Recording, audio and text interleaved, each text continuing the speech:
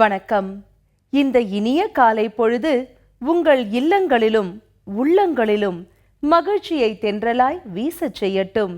இந்த நாளில் உண்மையான நேர்மையான உழைப்பு, மாறாத மன உறுதி, வீட்டிற்கும் நாட்டிற்கும் நலம் தரும் நற்செயல்கள், அனைவரிடத்திலும் அன்பு, வறியோர்க்கும் முதியோர்க்கும் ஆதரவு, உடல் நலம், உள்ள நலம், செல்வ வளம் அனைத்தும் பெற பிரார்த்திக்கிறோம். முதலில் நாம் கேட்கவிருப்பது மங்கள இசை.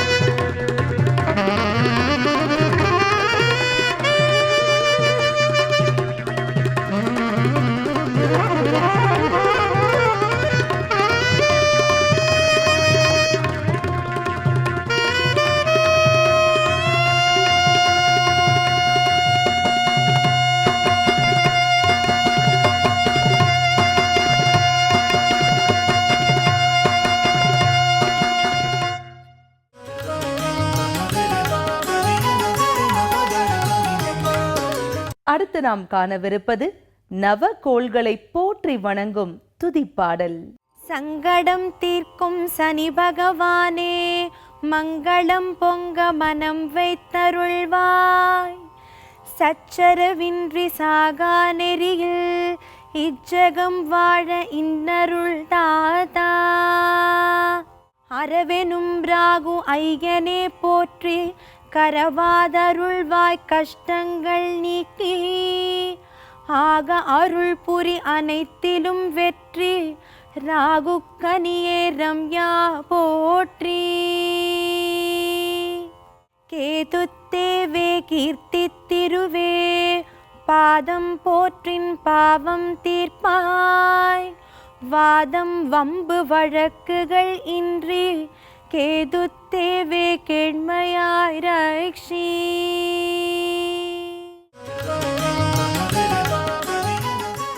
இப்போது நாம் காணவிருப்பது பக்தி பாடல்கள்.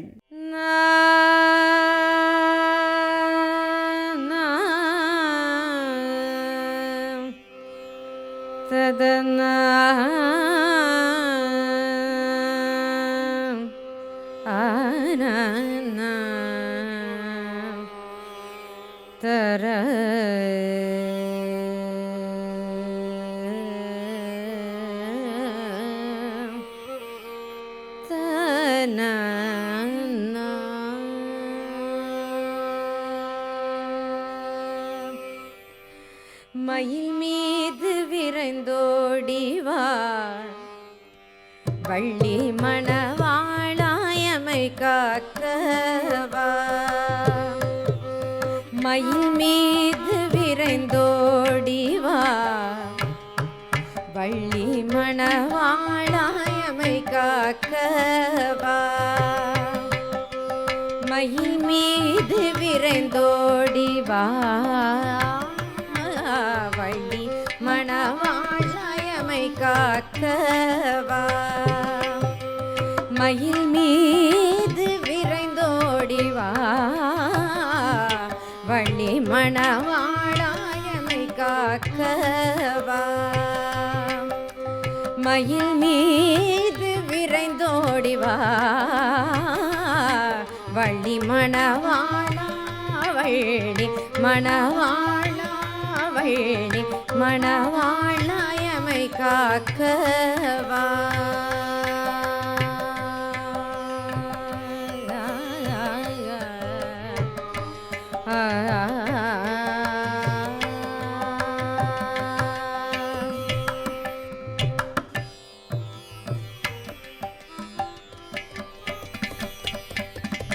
வயலூரில் வீற்றிடும் குமரா குருபரா.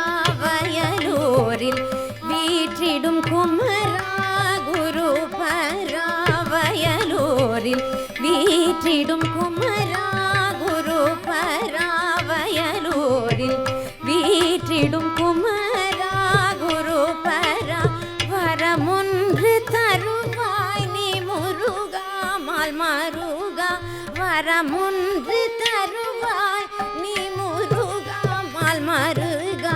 வரமொன்று தருவாய் நீ முருகா மால் மருகா.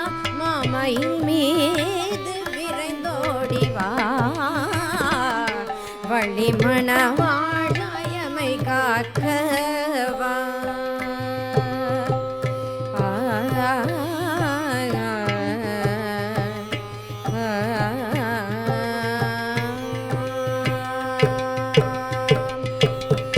தந்தைக்கு உபதேசம் செய்த ஷண்முகனே,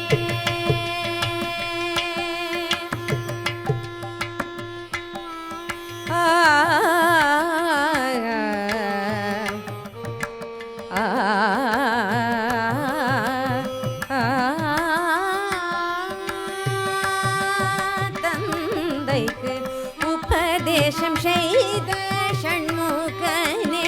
தந்தைக்கு உபதேசம் செய்த ஷண்முகனே.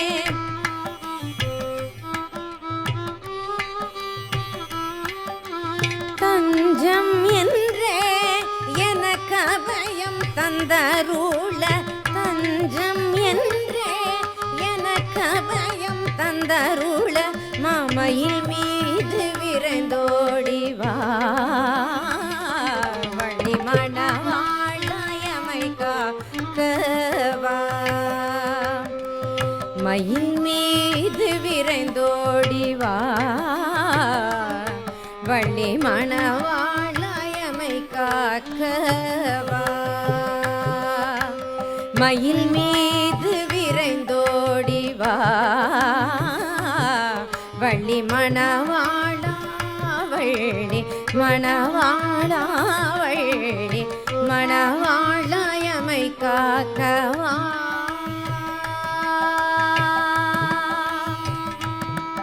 முருகா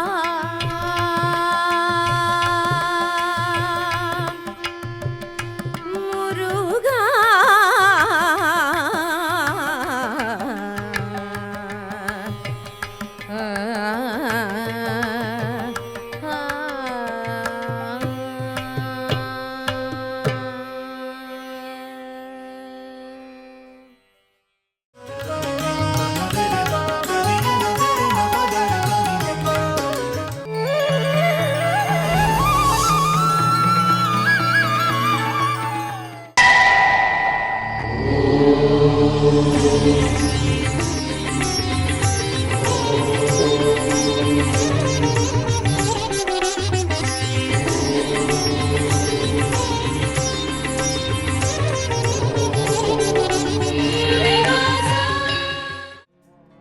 अस्मद्गुरुसमारम्भां यतिशेखरमध्यमां लक्ष्मीवल्लभपर्यन्तां वन्दे गुरुपरम्पराम् ஆழ்வார்கள் வாழி அருளிச் செயல் வாழி தாழ்வாதுமில் குறவர்தாம் வாழி ஏகழ்வாறுமுய்ய அவர்கள் உரைத்தவைகள்தாம் வாழி செய்யமறை தன்னுடனே சேர்ந்து 108 திவ்யதேசங்களுக்குள்ளே ஒன்றான திருவள்ளக்குளம் என்கின்ற திவ்யதேசத்தை நாம் இப்பொழுது அனுபவிக்கின்றோம். ஆழ்வார்கள் மங்களாசாசனம் செய்த 108 திவ்யதேசங்களுக்குள்ளே சோழ நாட்டிலே அமைந்திருக்கக்கூடிய 40 திவ்யதேசங்களுக்குள்ளே அதிலேயும் திருநாங்கூரிலே அமைந்திருக்கக்கூடிய 11 திவ்யதேசங்களுக்குள்ளே இந்த திருவள்ளக்குளம் என்கின்ற திவ்யதேசம் மிகவும் சிறப்பு வாய்ந்த திவ்யதேசமாகும். தற்பொழுது மிகப்பெரிய பிரார்த்தனை ஸ்தலமாகவும் அது விளங்கி வருகின்றது. இங்கே எழுந்தருளிருக்கின்ற எம்பெருமான் அவருக்கு ஸ்ரீனிவாசன் என்பதே திருநாமம். இந்த திவ்யதேசத்தையும் திருமங்கை ஆழ்வார் 10 பாசுரங்களாலே மங்களாசாசனம் செய்திருக்கின்றார். இந்த மங்களாசாசனம் செய்த பாசுரத்திலேயே ஒரு தனி விசேஷம் சொல்ல பெறுகின்றது. என்ன விசேஷம் என்றால், திருவேங்கடமலை என்கின்ற திவ்யதேசத்திலே எழுந்தருளிருக்கின்றாரே திருமலை திருப்பதி, அங்கே இருக்கக்கூடிய வெங்கடாச்சலபதி, அவருக்கும் இந்த பெருமாளுக்கும் எந்தவித வேற்றுமையும் கிடையாது. அவரே இவர், இவரே அவர் என்று சொல்லும்படியாக எழுந்தருளியிருக்கிறார் என்று அனைவரும் பெரியோர்களெல்லாம் கூறிக்கொண்டு வருகின்றனர். அதற்கு முக்கியமான காரணம் என்னவென்றால், அந்த திருவேங்கடமலையிலே இருக்கின்ற எம்பெருமானை எப்படிப்பட்ட பாசுரங்களாலே திருமங்கை ஆழ்வார் மங்களாசாசனம் செய்தாரோ கிட்டத்தட்ட அதே மாதிரியான சொற்களை கொண்டு இந்த திவ்யதேசத்திலே எழுந்தருளிருக்கின்ற, அதாவது திருவள்ளக்குளத்திலே எழுந்தருளிருக்கின்ற பெருமாளையும் மங்களாசாசனம் செய்திருக்கின்றார். திருவேங்கடமலையிலே எழுந்தருளிருக்கின்ற எம்பெருமானுக்கு பல பதிகங்களை அருளிச் செய்கின்ற திருமங்கை ஆழ்வார் அதிலே ஒரு பதிகம், அந்த முதல் பாசுரத்திலேயே என்ன தெரிவிக்கின்றார்? கண்ணாறு கடல் சூழ் இலங்கை கிரைவந்தன் திண்ணாகம் புழக்கச் சரம் செலவுய்த்தாய் விண்ணோர் தொழும் வேங்கட மாமலமேய அண்ணா அடியேனிடரை களையாயே என்று தொடங்குகின்ற பொழுதே கண்ணார் கடல் என்று தொடங்கினார் அந்த திருவேங்கடமலை பதிகத்தை. அந்த பாசுரத்தை முடிக்கின்ற பொழுது அண்ணா அடியேனிடரை களையாயே என்று அந்த எம்பெருமானை அண்ணா என்று அழைத்தார். அடியேனுடைய இடர் துன்பங்களையெல்லாம் நீ போக்க வேண்டும் என்று திருவேங்கடமலையிலே பிரார்த்தித்துக் கொண்டார்.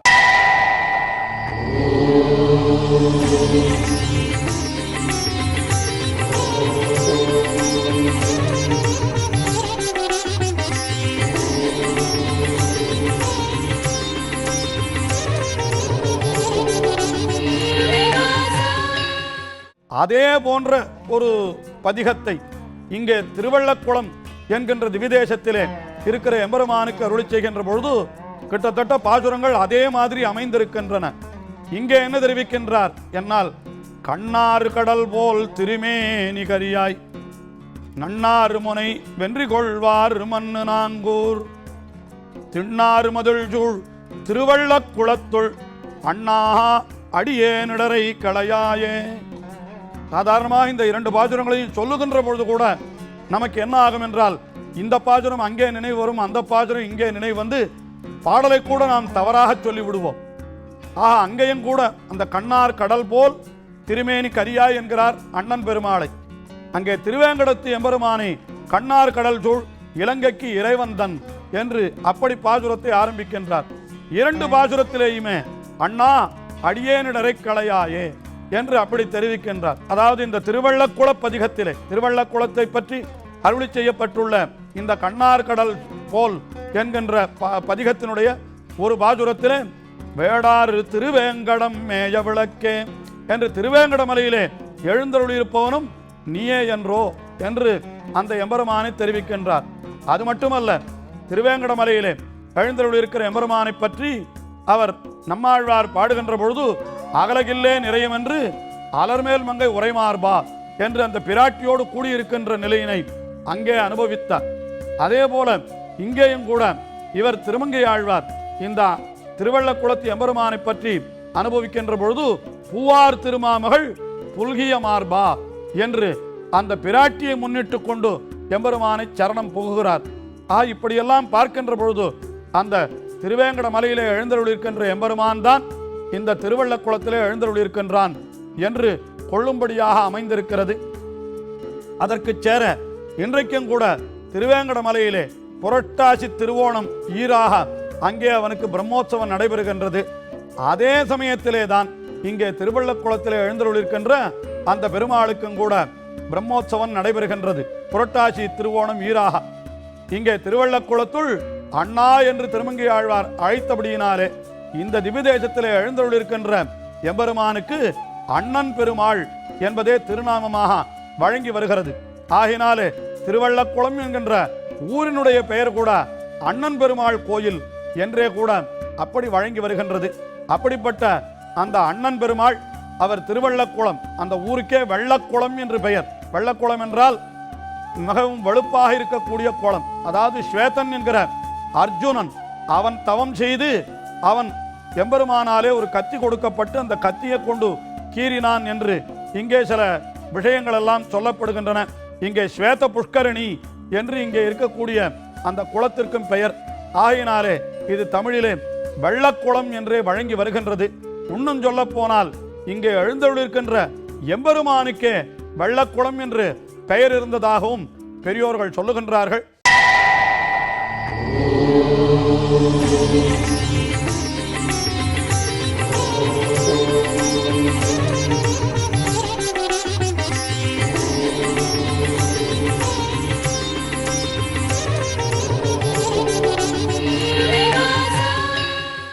அப்படிப்பட்ட இந்த திருவள்ளக்குளம் என்பது மற்றொரு சிறப்பையும் உடையது. என்னவென்றால், திருமங்கை ஆழ்வார் அவர் மணந்து கொண்ட குமுதவல்லி என்கின்ற பெண், அவள் இந்த திவ்யதேசத்தைச் சேர்ந்தவள் என்று சொல்லுகின்றார்கள். அதாவது தேவலோகத்திலிருந்து வந்து ஒரு பெண் பிள்ளையானவள் இங்கே குளத்திலே அழகான பூக்களை எல்லாம் பறித்து கொண்டிருந்த பொழுது மற்ற தோழிமார்கள் எல்லாம் தேவலோகத்திற்கு திரும்பி விட்டார்களாம். அவள் மட்டும் இங்கேயே தங்கிவிட்டாளாம்.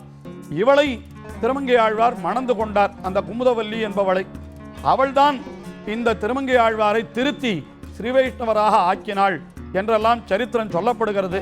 அப்படி நமக்கு திருமங்கை ஆழ்வாரை பரம ஸ்ரீவைஷ்ணவராக ஆக்கி கொடுத்த திவ்யதேசம் என்னால் அது திருவள்ளக்குளம் என்கின்ற திவ்யதேசம்தான் என்றெல்லாம் கொண்டாடுகின்றார்கள்.